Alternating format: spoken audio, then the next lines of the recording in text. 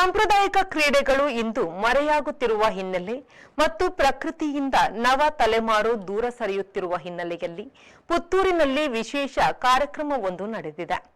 ಇಲ್ಲಿ ಎಲ್ಲವೂ ಪ್ರಕೃತಿಗೆ ಹತ್ತಿರವಾದ ಮತ್ತು ಸಂಪ್ರದಾಯಕ್ಕೆ ಹತ್ತಿರವಾದ ವಿಚಾರಗಳು ಮಾತ್ರ ಕಣ್ಣಾಡಿಸಿದ್ದಲ್ಲೆಲ್ಲ ಕಂಡುಬರುತ್ತಿತ್ತು.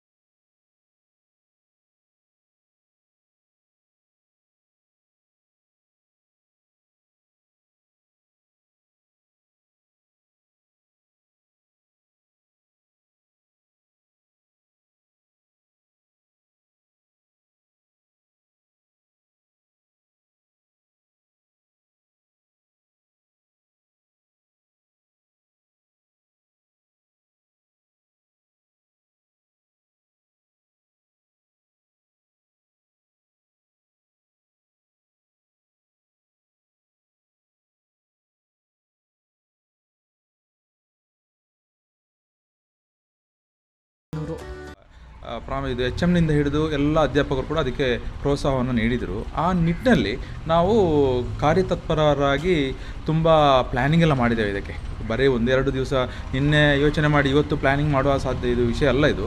ಯಾಕೆಂತ ಹೇಳಿದರೆ ಇದರಲ್ಲಿ ತುಂಬ ಆಯಾಮಗಳನ್ನು ಯೋಚನೆ ಮಾಡಿಕೊಂಡು ಈ ಒಂದು ಪ್ಲ್ಯಾನಿಂಗನ್ನು, ಒಂದು ವಿಶೇಷವಾದಂಥ ಪ್ಲ್ಯಾನಿಂಗನ್ನು ಮಾಡ್ಕೊಂಡಿದ್ದೆವು.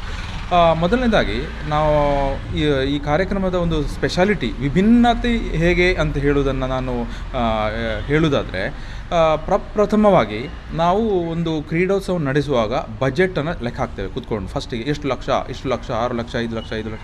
ಸೊ ನಾವು ಫಸ್ಟ್ ಯೋಚನೆ ಮಾಡಿದ್ದು ಬಜೆಟ್ ಫ್ರೀ ಆಗಿರಬೇಕು ಅಂತ. ಬಜೆಟ್ ಅತ್ಯಂತ ಕಡಿಮೆಯಲ್ಲಿ ಕಡಿಮೆ, ಫ್ರೀ ಅಂತಲೇ ಹೇಳೋದು, ಯಾಕೆಂದರೆ ಆ ಅನೌನ್ಸ್ಮೆಂಟ್ ಬರದಿದ್ದರೆ ಅದಾಗೋದಿಲ್ಲ. ಅದಕ್ಕೋಸ್ಕರ ಬಜೆಟ್ ಫ್ರೀ ಆಗಬೇಕು ಒಂದು ಉದ್ದೇಶ. ಎರಡನೇದು, ಮಕ್ಕಳು ಈ ಮೊಬೈಲ್ ಆಟಗಳಿಂದ ಹೊರಗೆ ಬರಬೇಕು, ಮಕ್ಕಳನ್ನು ಅದರಿಂದ ಹೊರಗೆ ತರಬೇಕು ನಾವು. ಅದು ನಮ್ಮ ಜವಾಬ್ದಾರಿ, ಅವರನ್ನು ತರಬೇಕಾದ್ದು ನಮ್ಮ ಜವಾಬ್ದಾರಿ, ಅದನ್ನು ನಾವು ಮಾಡಬೇಕು ಅಂತ.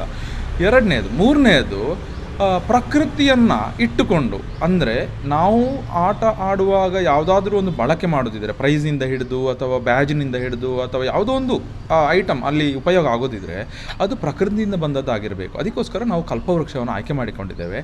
ನಮ್ಮ ಪೇರೆಂಟ್ಸ್ ಸ್ಪೋರ್ಟ್ಸ್ ಮೀಟ್ನ ಹೆಸರು ಜಿಮ್ಖಾನ ಅಂತ. ಆ ಜಿಮ್ಖಾನ ಅಂತ ಹೇಳಿದರೆ ಅದೊಂದು ಆಟಗಳ ಒಂದು ಹಿಂದಿನ ಕಾಲದೊಂದು ಹೆಸರು, ಎಲ್ಲರೂ ಸೇರಿ ಆಟ ಆಡೋದಕ್ಕೆ ಒಂದು ಹೆಸರನ್ನು ಕೊಟ್ಟುಕೊಂಡಿದ್ದಾರೆ ಅವರು. ಸೊ ಆ ಜಿಮ್ಖಾನ ಆಟದ ಸ್ಪೆಷಾಲಿಟಿಯನ್ನು ನಾವು ಇಲ್ಲಿ ಹೇಗೆ ಹೈಲೈಟ್ ಮಾಡಿದ್ದೇವೆ ಅಂತ ಹೇಳಿದರೆ, ಬೆಳಗಿನ ಉಪಹಾರ ಅದನ್ನು ಪ್ರತಿಯೊಬ್ಬರೂ ಕೂಡ ಮನೆಯಿಂದಲೇ ತಯಾರಿಸಿ ತರುವಂಥದ್ದು. ಅಂದರೆ ಸಜ್ಜಿಗೆ ಮತ್ತು ಅವಲಕ್ಕಿ, ನಮ್ಮ ಸಾಂಪ್ರದಾಯಿಕ ಆದ್ಯತೆ ಮನೆಯಿಂದಲೇ ಆಹಾರವನ್ನು ತರಬೇಕು. ಯಾವುದು ಅತ್ಯಂತ ಸುಲಭದಲ್ಲಿ ಯಾವುದು? ಸಜ್ಜಿಗೆ ಅವಲಕ್ಕಿ. ನಾನು ಮನೆಯಿಂದ 5 ಜನ ಬರೋದಿದ್ರೆ 5 ಸಜ್ಜಿಗೆ ಅವಲಕ್ಕಿ ಜನರಿಗೆ ಬೇಕಾದನ್ನು ತರಬೇಕು. ಎಲ್ಲರೂ ಈ ಕ್ರೀಡೆಗಳನ್ನು ಸ್ವಯಂ ಪ್ರೇರಣೆಯಿಂದ ಭಾಗವಹಿಸಿ ಖುಷಿಪಟ್ಟರು.